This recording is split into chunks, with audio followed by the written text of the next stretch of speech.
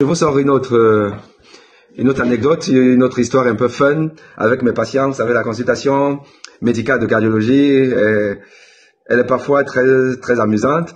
Et donc, ma patiente me pose une question après l'avoir examinée. Elle est adressée par son médecin traitant pour bilan cardiovasculaire. Je l'ai examinée, pris la prise de tension, auscultation, et puis je lui fais une échographie. Bon, souvent même on fait juste pour rassurer les patients qu'autre chose, parce que quand un patient il vient à votre consultation de cardiologue, vous l'examinez, vous dites que vous n'avez rien, et il s'en va sans avoir un examen. Non.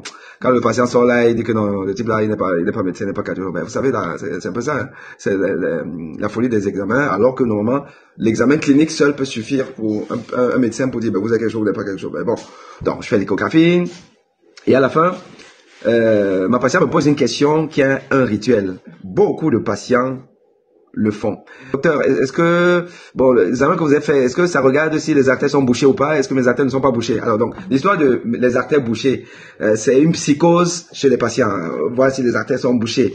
Bon, alors, je vous dis, l'échographie cardiaque, ou même l'électrocardiogramme, qui sont dans les deux examens de base dans la consultation de cardiologie, ne vont pas voir si l'artère est bouchée. C'est des examens qui, couplés à la clinique, c'est-à-dire que l'interrogatoire, la façon dont le malade exprime ses plaintes, surtout si c'est une douleur, les caractéristiques de la douleur, plus donc l'électrocardiogramme qui va regarder s'il y a des troubles de la repolarisation, et l'échographie cardiaque qui verra s'il y a des troubles de la cinétique segmentaire, c'est-à-dire qu'est-ce qu'il y a une partie du muscle cardiaque qui se contracte moins bien et tout. Tout ça, c'est des signes indirects qui vont nous amener à aller faire un examen peut-être un peu plus poussé.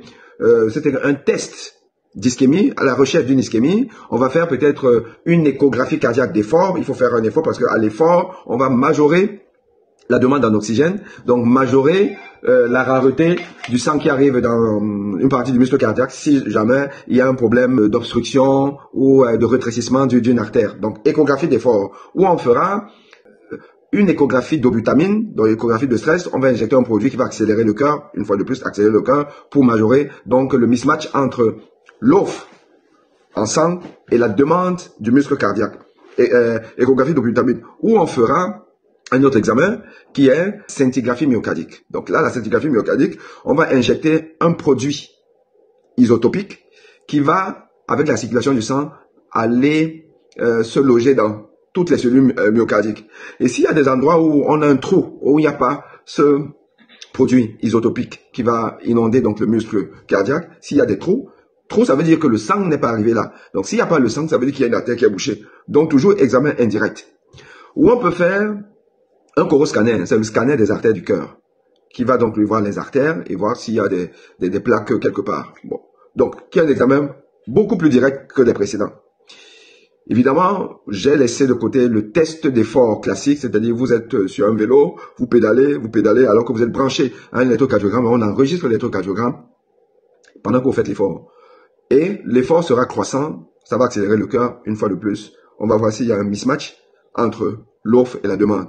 Et vous pouvez avoir une douleur à la poitrine, ou alors l'électrocardiogramme montre des anomalies de la repolarisation, où vous avez peut-être les deux signes.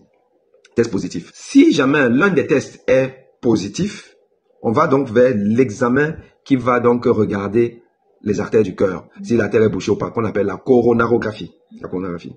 Donc tout ça c'est pour dire que l'examen qui va voir est-ce que l'artère est bouchée ou pas, c'est la coronarographie. Mais la coronarographie n'est pas faite comme ça là tout le monde parce que bon le malade il n'a rien et tout, mais bon comme il est un peu peureux, vous dites que les docteurs mes artères ne sont pas bouchées et vous allez l'envoyer faire la coronarographie. Non, si on se met à faire la coronarographie qui est un examen quand même invasif à tout le monde, vous imaginez que déjà le taux de la sécurité sociale on aggrave ça, et puis sur le plan purement scientifique en termes de rapport coût-bénéfice, ben écoutez on n'est pas bon. Donc on passe par les examens indirects pour savoir si on va vers la coronarographie ou pas. Un malade qui n'a aucun signe, aucun symptôme, qui n'a pas de facteur de risque, qui a un examen classique, normal, une auscultation, qui a même l'électrocardiogramme normal, ben on va pas aller regarder si ses artères sont bouchées. On présuppose que ses artères ne sont pas bouchées. Ok les amis, à très bientôt.